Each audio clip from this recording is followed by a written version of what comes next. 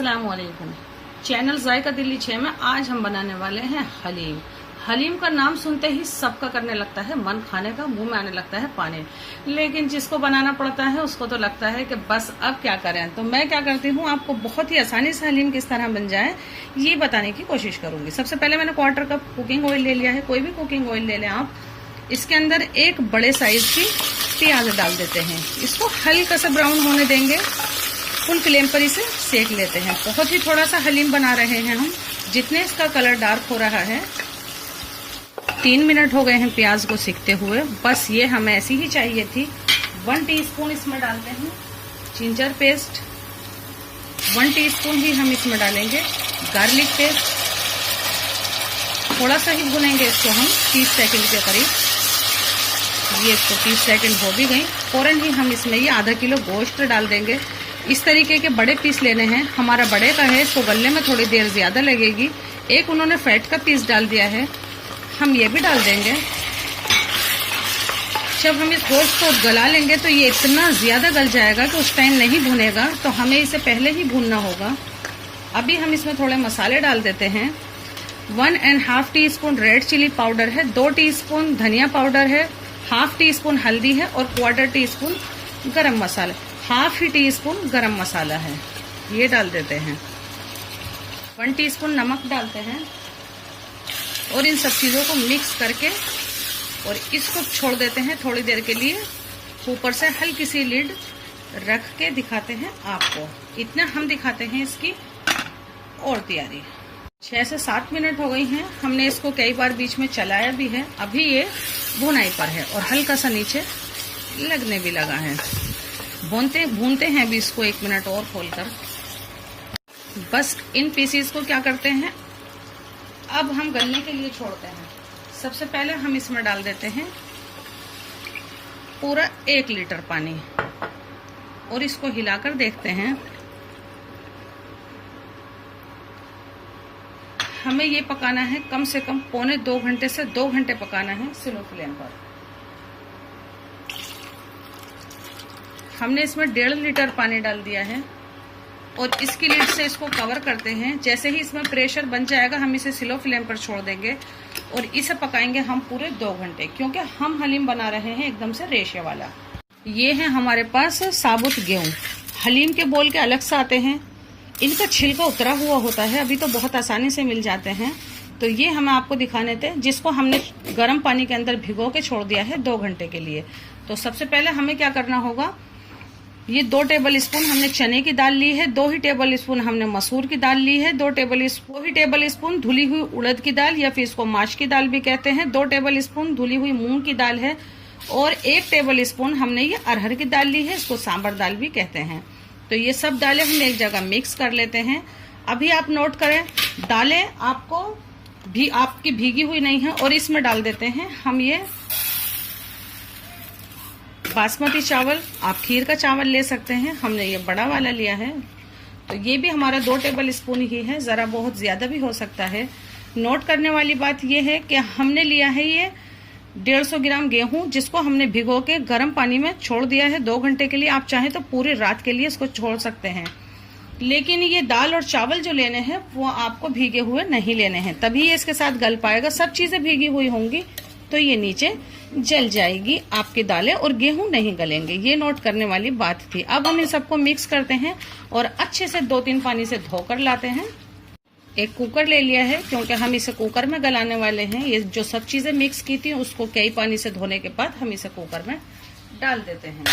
इसमें डाल देते हैं 2 तेज पत्ता, ताकि इसमें एक अलग सी बढ़िया सी खुशबू, और एक छोटा सा सिनेमन स्टिक का टुकड़ा डाल देते हैं। और इसमें डालते हैं हम 3 टीस्पून भर के नमक, गोश्त का नमक गोश्त के अंदर है।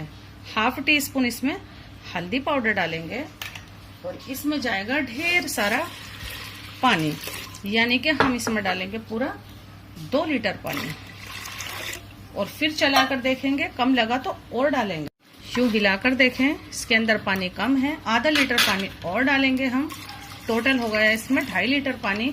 अभी हम क्या करते हैं, इसकी लिड से इसको कवर करते हैं और इसको हम पकाते हैं। हम इसको जब तक ये अच्छे से नहीं गल जाता है, लेकिन 2 सीटी आने के बाद हम इसे स्लो कर देंगे और एकदम से स्लो फ्लेम पर पकेगा, बहुत आहिस्ता आहिस्ता। आपको मीडियम या हाई फ्लेम होगा तो ये नीचे से लग जाएगा। स्लो फ्लेम पर पकाएंगे तो जो हमारे इंग्रेडिएंट है वो गल जाएंगे बहुत ही अच्छे से, जो हमें चाहिए रेशे वाला हलीम। 60 से 65 मिनट बाद दिखाते हैं आपको दाल और चावल जो हमने डाला था और गेहूं। ये बहुत लाजवाब, यानी कि इस तरीके का बिल्कुल हमें ये चाहिए था, और बस नीचे तक बिल्कुल सही है। अच्छे से यूं करके इसको मिक्स कर लें। अभी इसमें रहने देंगे हम ये तेज पत्ता, इसको हम फिर से कवर कर देते हैं। और अब आपको दिखाते हैं गोश्त। थोड़ा सा प्रेशर है, इसको भी निकल जाने देते हैं खुद ही। पूरे 3 घंटे हो गए हैं इसको पकते हुए। 3 घंटे के बाद आपको ये इस तरीके का मिलेगा। पानी वानी सब कुछ बिल्कुल वही डालना है। बस आपको जैसे ही प्रेशर बन जाए या फिर 1 सीटी आ जाए तो फौरन से इसको कर देना है स्लो फ्लेम, और स्लो फ्लेम पर पकने दें आप इसको। मटन होगा तो आपका ये 1.5 घंटे में गल जाएगा। तो हम ये ऑयल इस पे से हटा लेते हैं और जो हमने दाल चावल और गेहूं गलाए हैं वो इसमें मिक्स करेंगे। लेकिन पहले इसको थोड़ा सा घोटेंगे तो ये ऑयल चला जाएगा। आप शुरू में थोड़ा ऑयल चढ़ा दीजिए और ऊपर से तड़का लगाना चाहते हैं तो वो भी तरीका है एकदम से सही। तो बस ये निकल गया इसमें से। पूरा ऑयल हटाने के बाद अब हम क्या करते हैं, घोटा ले लेते हैं और इससे इसको घोट लेते हैं। पहले मैं आपको दिखाऊं कि ये कितना गला हुआ गोश्त होना चाहिए। ये बहुत ही गला हुआ गोश्त होना चाहिए आपका। 3 से 3.5 घंटे लगेंगे, सिर्फ आप यूं टच करें और ये अच्छे से गल जाना चाहिए। ऐसा गोश्त होना चाहिए। अब हम इसे घोट लेते हैं और जो हमारे गेहूं और दाल और चावल है वो भी हम इसी में डाल देते हैं और हम ये सब साथ में घोट लेते हैं। मिक्स कर लें, गोश्त इसमें डाल दें या फिर ये इसमें डाल दें, एक ही बात है। तो हम इसमें इसको डाल लेते हैं। 1/2 टीस्पून गरम मसाला डालते हैं इसके अंदर हम, और अब इसको पहले मिक्स करते हैं और फिर हम इसको घोटते हैं। अभी सिर्फ चमचे से मिक्स किया है। अब हम इसे साइड रखते हैं चमचा, और अभी हम इसको घोटते हैं घोटे से। बहुत अच्छे से घोटेंगे हम इसे।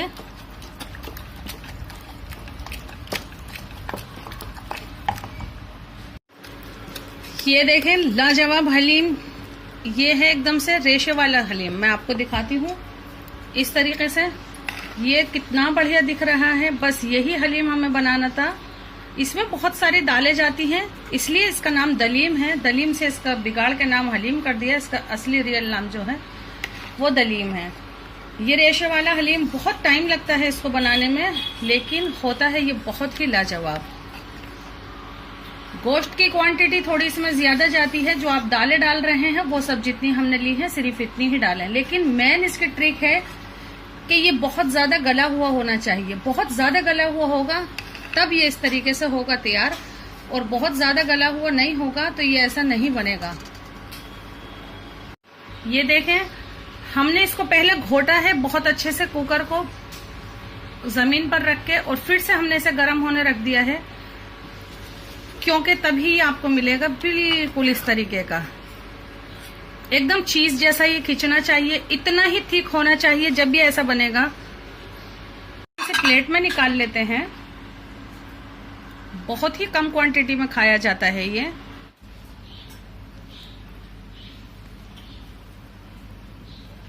सबसे पहले हमने जो इस पे से ऑयल उतारा था हम ये डाल देते हैं, क्योंकि हम बना रहे हैं इसे एकदम से बाजार जैसा। तो ये डाल दिया हमने, और इसके ऊपर डाल देते हैं हम ये थोड़ी सी हरी मिर्च जो हमने बारीक बारीक कट कर ली है। थोड़ी सी हम इस पे अदरक भी डालेंगे, और तली हुई प्याज ये रही, हम इस पे ये डालेंगे। ये बहुत जरूरी है, तली हुई प्याज। इसके साथ आप इसको इस तरीके से गार्निश करें और इस तरीके से अपनी प्लेट तैयार करें। बड़े कटोरे में सर्व करें तो भी इसी तरह से आप इसको सजाएं।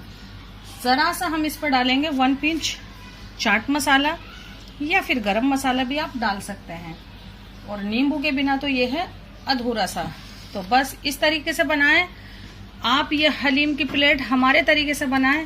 اور ریشہ تو آپ کو میں نے دکھایا ہی تھا کہ کتنا لاجواب دکھ رہا ہے. تو ضرور بنائیں, ہم سے جڑیں, ہماری حوصلہ افزائی کریں, ہمارے چینل کو سبسکرائب اور ہمارے یہ ریشے والے حلیم کو لائک کرنا بالکل بھی نہیں بھولیں. یہ دیکھیں یہ کیسے چیز کی طرح کھینچ رہا ہے. محنت تو ہوتی ہے لیکن محنت بھی وصول ہو جاتی ہے جب ڈش بن جائے ایسی لاجواب. ضرور بنائیں. اللہ حافظ.